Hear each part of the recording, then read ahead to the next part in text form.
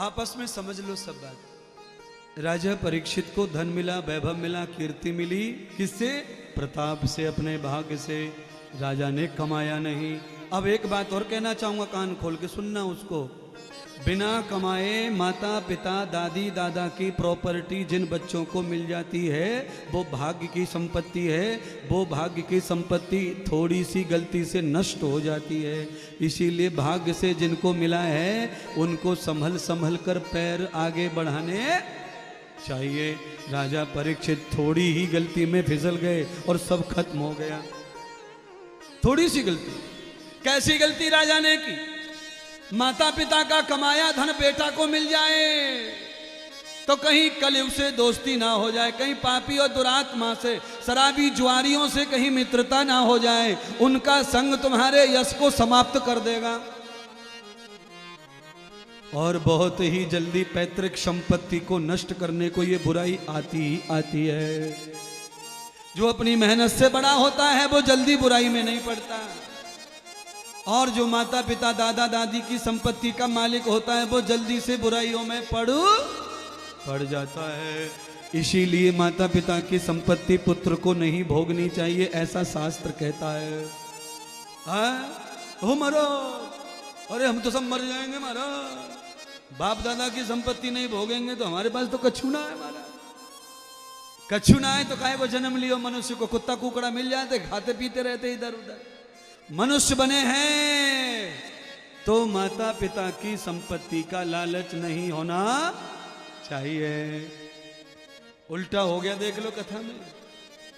इसीलिए सभी लोग पुत्र चाहते हैं, एक बेटा हो जाए, एक बेटा हो जाए। क्यों चाहते हैं? इसीलिए तो चाहते हैं कि वो संपत्ति न चाहे, वो हमारी कीर्ति चाहे, हमारा उद्धार चाहे। इसीलिए सब बेटा चाहते हैं। पर बेटा करके लोगों को फायदा कुछ ज्यादा मिला?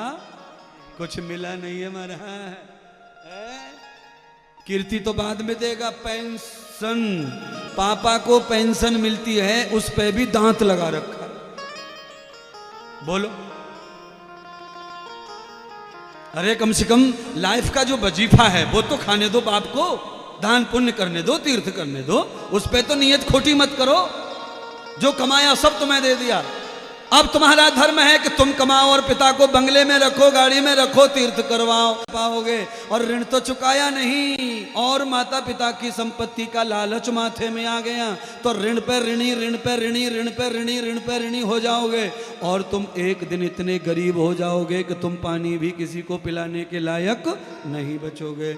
इसीलिए माता पिता की संपत्ति पे ज्यादा नजर पुत्र की नहीं होनी चाहिए, बेटी की भी नहीं होनी चाहिए, बहू की भी नहीं होनी चाहिए। हाँ, अपने हाथ पैरों से करो और माता पिता को खुश करो। मजदूरी की, मेहनत की, भूखे रहे, पर तुमको खुश रखा कि नहीं रखा? माँ बाप ने रखा, अब तुम उन्हें खुश रखो। महाराज हम नहीं करेंगे अदला बदली। क्यों? क्योंकि हम कलयुग के हैं, हम नरक में जाने की तैयारी कर रहे हैं, और तुम माता पिता की सेवा का ज्ञान दे के हमें स्वर्ग में भेजना चाहते हो। हमें स्वर्ग में जाना ही नहीं, हमें तो नरक में जाना है। महात्मा इंद्रदेव आए हैं तुम्हें नरक से बचाने की कोशिश करने। अच्छा, कभी कभी किसी पशु को कितना भी रोको खेत में जाने से, पर आदमी को खींच के बैल घुस जाए खेत में, तो ऐसे कुछ भगत भी हो में।